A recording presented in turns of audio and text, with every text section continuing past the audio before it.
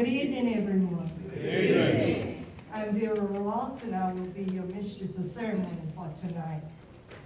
We welcome you to our ninth Black History program. We're delighted that you came to join us in this great celebration. Our theme is Hallowed Ground. Our program will proceed as it is printed.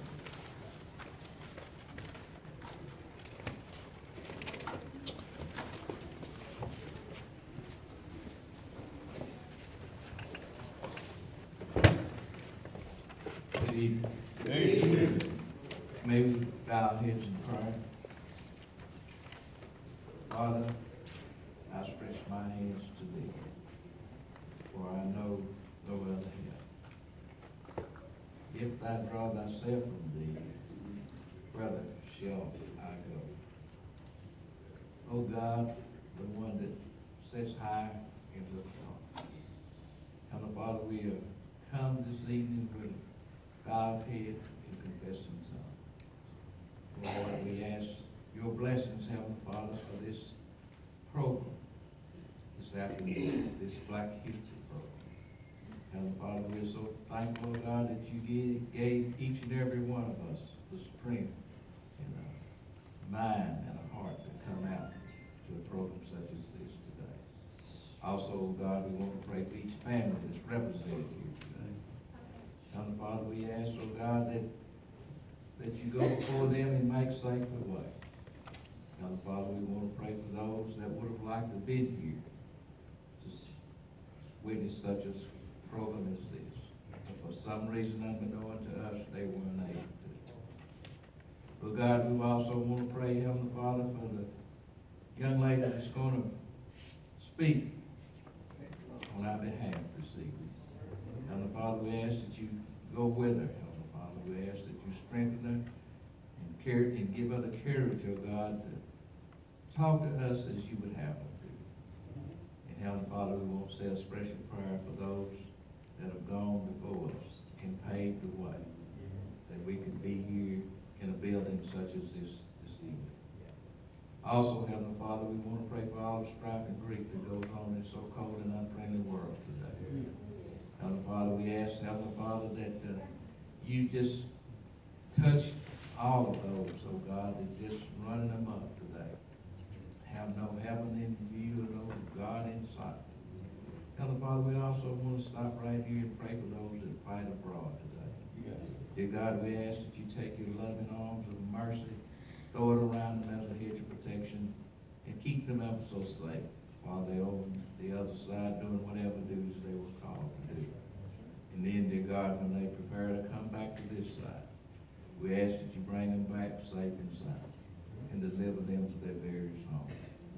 And lastly, oh God, we want to pray for those that sit in high places today.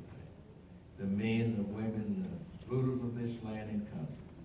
Oh God, we ask that you cause them not to mainly depend on their own strength and wisdom and power. But Heavenly Father, we do ask that you cause them to look to thee, from whence cometh all thy help.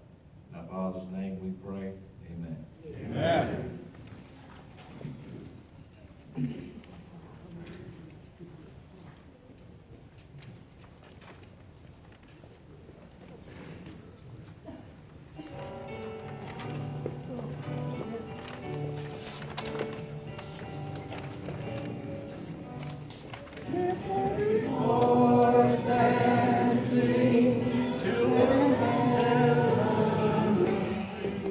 With the heart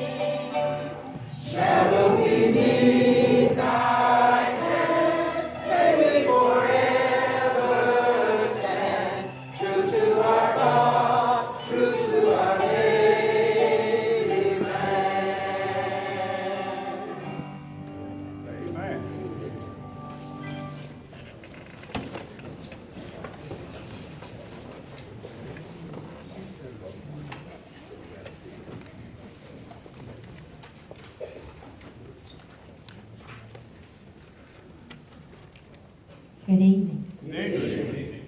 My name is Emily Porter, and I am just tickled to death to be able to welcome you to this celebration of Black History in Dunn County.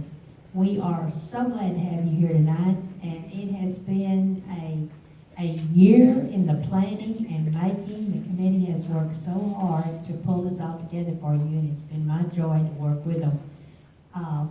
Well, I want to thank you in the name of the city manager who could not be here tonight. Shirley is in Texas A&M working for all of us in the city. And Mayor Floyd sends his best wishes. And he wished that he could be here tonight with you. I want to thank most especially Antoine Patton, who's worked so hard with us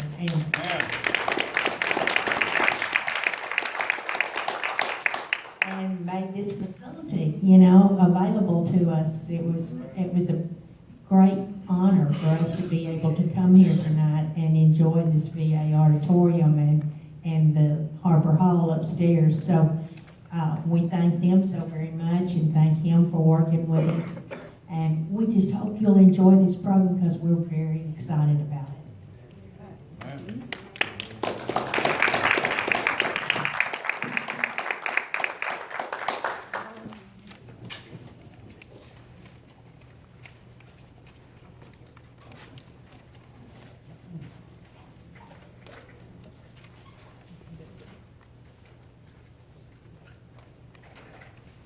I'm not really a spokesperson, but we are the members of Union Baptist Church.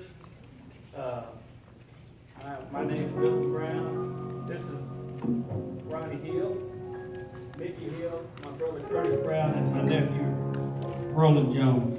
And our PM tonight is my dear sister Greta Brown.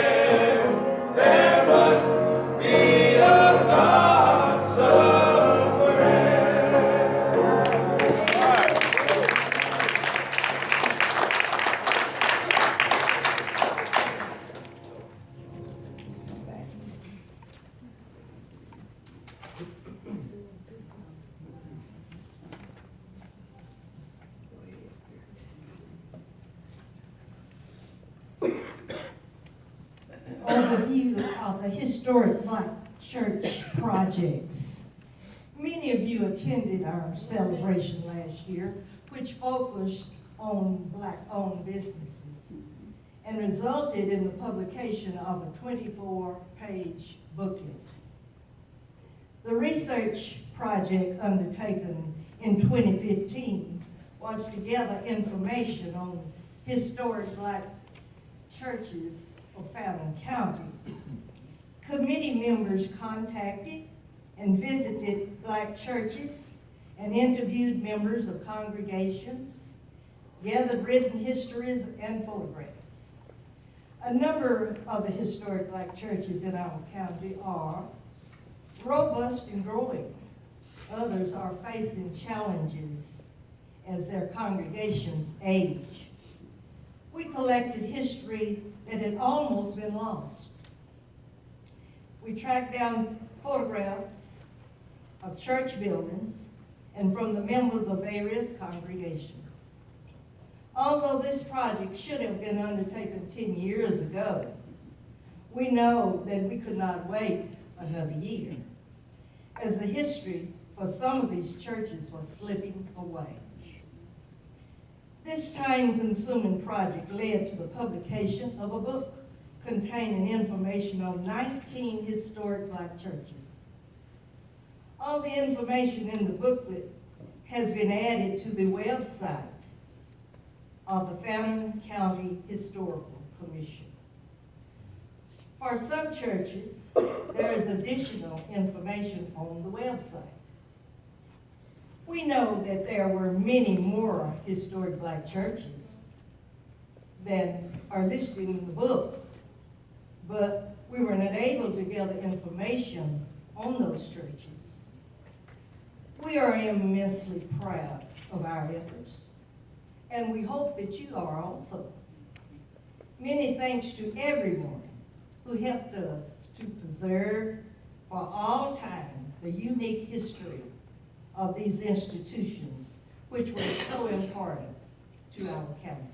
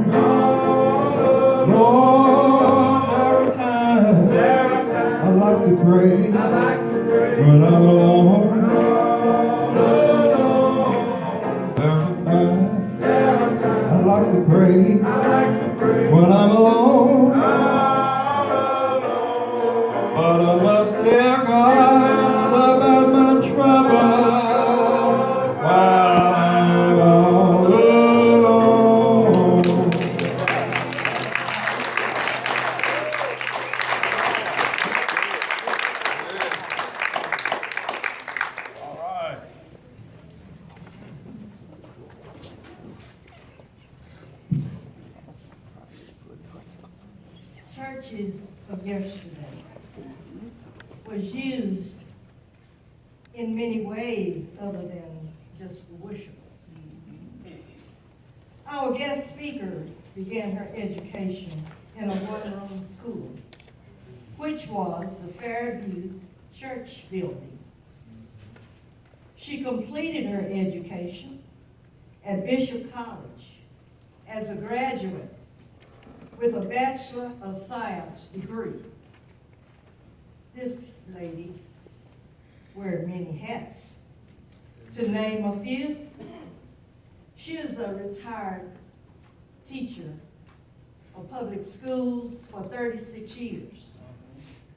She is a member of the Bethlehem Baptist Church of the city. She is, serves on the committee of the Board of Christian Education. She is a teacher and a director of the Women's Bible class. She is one that is known by many.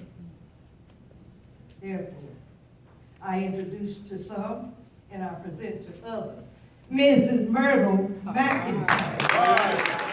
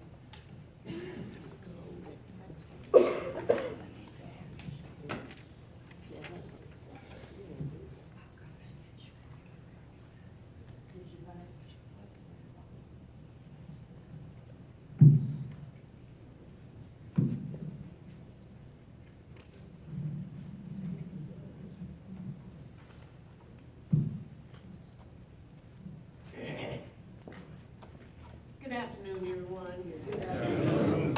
I'm going to attempt to give you an overview of the early churches in the black communities. In about the latter part of early part of 1898, there was a band of Christians who came from Tennessee to Texas to find a better life for themselves. My grandfather was a member of that group. So some of the information I'll be giving you tonight came from my grandfather. They came looking for a better place to live and make a living for their families. The journey was long, it was hard, but God's amazing grace brought them through. Amen. And they were able to settle north of Wyndham, Texas, in the early 1800s.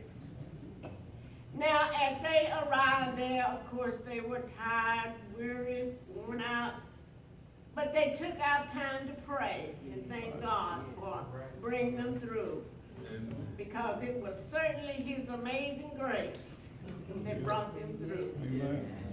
The journey was hard, it was tough. But as they settled in, they continued to worship God in the home, because at that time there was no church in the Fairview community. So they worshiped in homes at that time. But they continued to pray, and they continued to work hard, sacrifice, because they wanted a permanent place in which they could worship God. Finally, that time came. It seemed that God had told them again, you must step out on faith. I'll be with you. They stepped out, started to build the church, and you know, God always provides for us. There were about 2 people in the group who had done carpentry work for a living before they came to Texas. So they helped to build our church. All the labor was donated. They didn't have any money to pay anybody to build a church. But you know what? I think the church was pretty well built. It's still standing. to this day. They moved it to Wyndham. Now, it's been renovated, of course, and added on to. But the original building still stands. Now, I'm going to fast forward a little bit and tell you a little bit about what I know in my growing up in that community and in that church. They built this church, because the community was Fairview, they called the church Fairview Baptist Church. And at that time, the pastor that we had came from Whitewright, Texas. He was a member of the Northwestern District Association Sunday School and BTU Congress. So he brought us a lot of things that we could use in our church. Like Sunday school literature, BTU literature. We only had church, our pastor preached only once per month. But we had Sunday school at BTU, it was BYPU at that time, twice per month. So he helped us to learn how to carry on in his absence. And whenever the weather permitted, we were there on Sunday morning having Sunday school. And if you had heard our Sunday school devotion, you would have thought the 11 o'clock hour was going on. Because those people worshiped God. They believed in Him. They praised Him. And they weren't ashamed of in Him. Now I'm going to tell you a little about these people, but before I do, I don't want you to think these people were perfect, because they were not. We all had our ups and downs. We all had our trials and tribulations. There were those who didn't cooperate, of course, just like it is today. There were those who grumbled, just like it is today. Whatever came forth, there was somebody who was against it. So as I talk about this, I'm going to sound like the people might have been perfect, but they were not. They were all, the devil was there. He always is.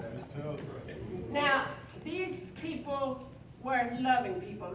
My grandfather said, we came through prayer, obedience, sacrifice, the love of God brought us through.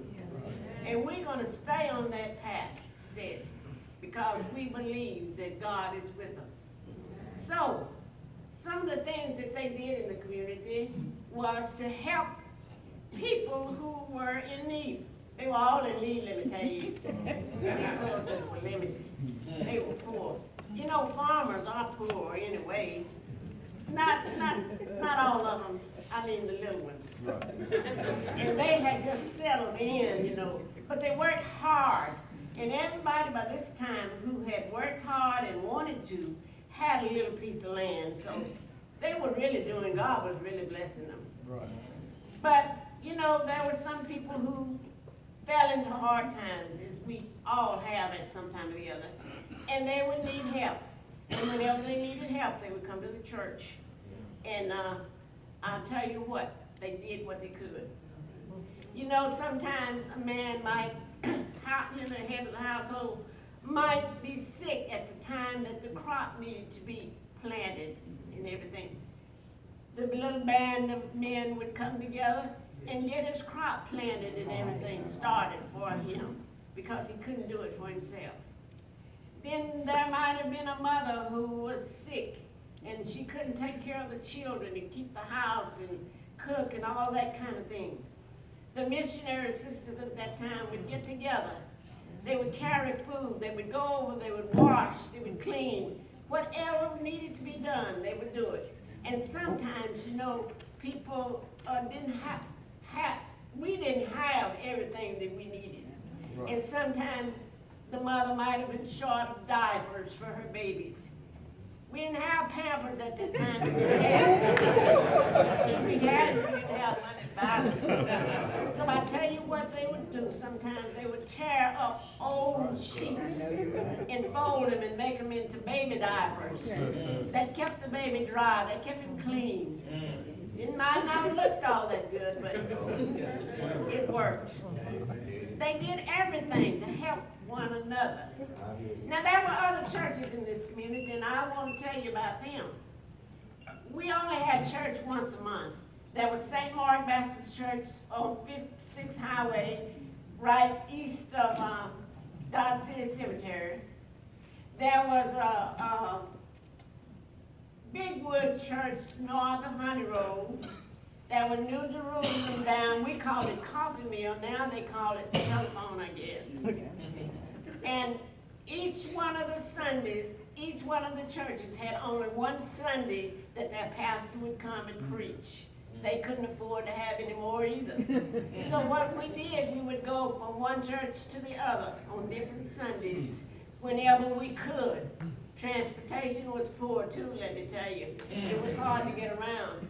So in the wintertime, we didn't always make it. But most of the time in summertime, we would get around to the different churches. It was just like we had one congregation. You know what? We even went way down to Ravenna. Now Ravenna was a little bit better off than we were. They had two churches in that but one good thing that they did, I think, and the Lord was probably pleased with it. In the later years, they came together as one church. And that says to me that there was love in that community. There was a spirit of togetherness, you know, unity. We can make it together if we try. So they were able to come together in the late 90s, I think it was. And now they have Union Baptist Church. And you know what, they were celebrating, I don't know what they were celebrating back then, but they would have these big church meetings. And 1 or 2 times we got to go all the way down to Ravenna and worship with them. I was so excited because I had never seen that many people at a church before in my life. And at a small church, I don't know if I've seen that many since. But anyway, they came together. They worshiped together. And now they still have that worship service. It's called May Day. And they come together, those people who, because some have gotten old and sick and can't come anymore. Some have passed away, gone on to glory. But those who are able to come back during that time and worship with them, they come back and give them money to provide maintenance for the cemetery. That's the purpose of that big day. And they really cooperate. You know, you have to have the Spirit of the Lord within you. That's right. Amen. Amen. Excuse me, please. To get people to come together like that and stay together year after year after year. I think they're to be commended for that, don't you? Amen. And going back to my immediate community, I'm going to tell you one little incident about the people in that community. Something that has stuck with me and has impacted my life. In our community, you know, we were close-knit because those people have worked hard, come together, and the little farms joined, you know, together. We were really close together, I tell you. The farm that joined our the farm that joined ours on the south, we used to have, the children had a playground out there. As long as I can remember, we played out there. But, you know, times change. And we had a member of our church who didn't come very often, but he was a member. He was a professor, he taught school. But when consolidation time came, somehow his school got carried into another district, and somehow he was no longer employed. But you know the Lord takes care of things like that. If we'll put our trust and faith in him. But this man decided, I mean, I guess he was really broken-hearted, down out, as you can be, and mad with the world. Yeah. So when he came home, he decided that he no longer wanted, please excuse me, We're gonna get you some water. he no longer wanted God. He no longer wanted us to play out there in his field, you know. His parents owned the property, really, but they had gone on to heaven now. And he was in charge because his brother was sick and couldn't do very much. So he sent a letter to all the people whose property joined his. And he said he no longer wanted us on his property again. He didn't want the kids there, he didn't want the parents there, he didn't want their livestock there, he didn't want anything. A very nasty letter, I understand. I didn't see it. And the only way that I knew about it, or the kids knew about it, we were involved. We had to be told that we could no longer play on the playground that we played on all our lives. We were upset. But you know what? It didn't seem to bother the adults, because just a little bit later, word came to the church that Professor Blank, I'm calling, and his family needed some help.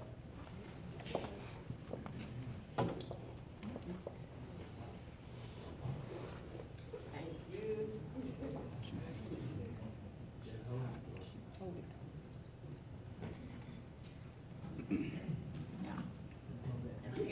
Thank you.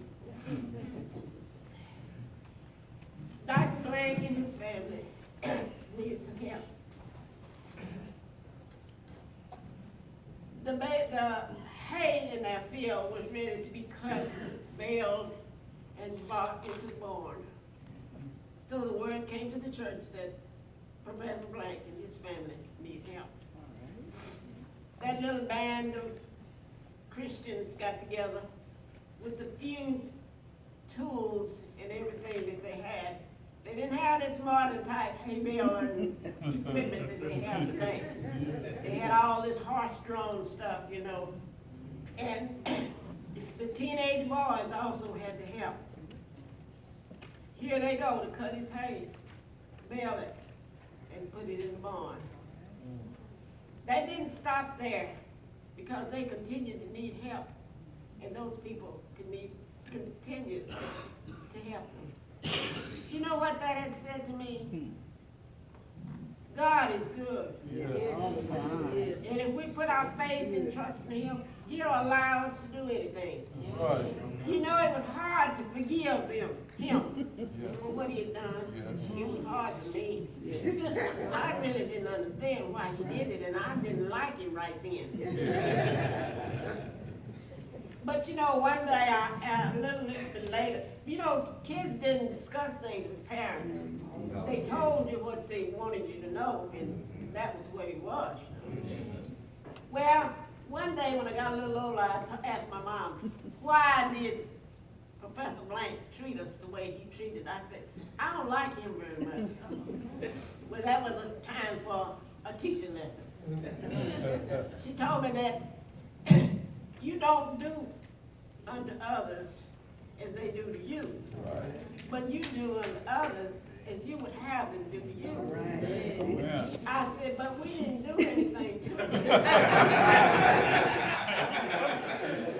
said, that doesn't matter. Right. Yeah, right. That you still have to forgive him. You know, if he hurt your feelings, you have to forgive him and keep on loving him. That's right. You know, it took a long time, but I finally came to that. Amen. But you know, they forgave him, just seemed like instantly, because they just kept on loving him like nothing was going to happen. And you know one thing, you didn't hear that all over the community. Nobody was talking about it but the teenage boys, you know, because they had helped him. But people just didn't, they just cooperated, and they worked together for the most part. You know, I learned a lot growing up in my little community. I learned the principles of God's love. I learned how to love the Lord. Amen. I learned how to love people. I learned how to love the church.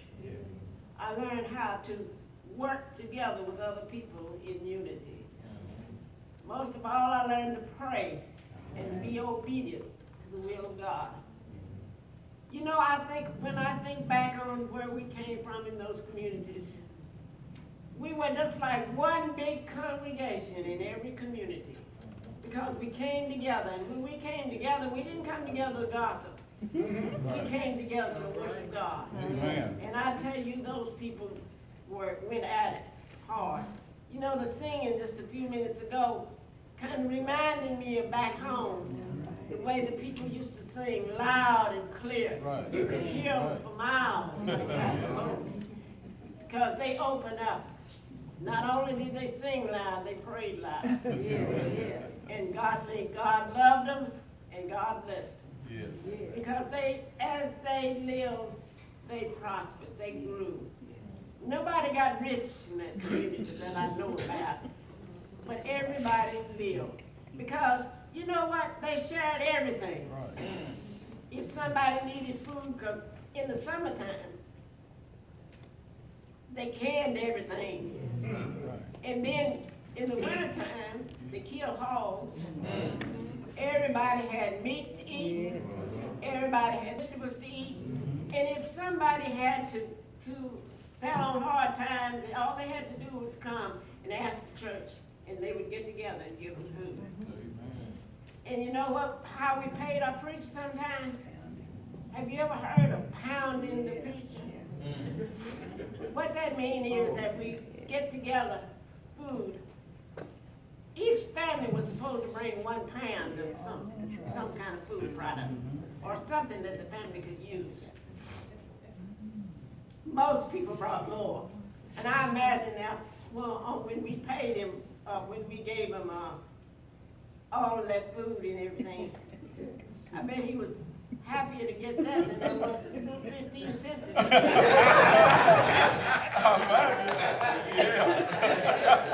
They could eat for several weeks, I guess, because they really brought the food. They just gave everything.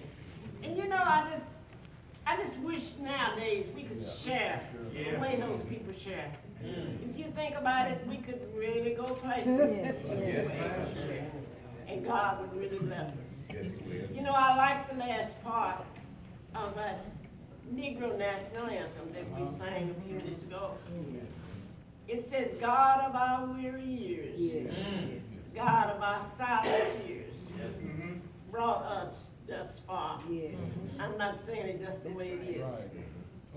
But don't you know that same God of the weary years, that same God of silent tears is calling for us today to come together, to share, to love, to pray, to be obedient to the God above. And if we could do that, He would continue to lead us and lead us until we are able to come to the throne of God one day. And don't you want to be in that number? Let's come together. Thank you. Oh my God. Thank you.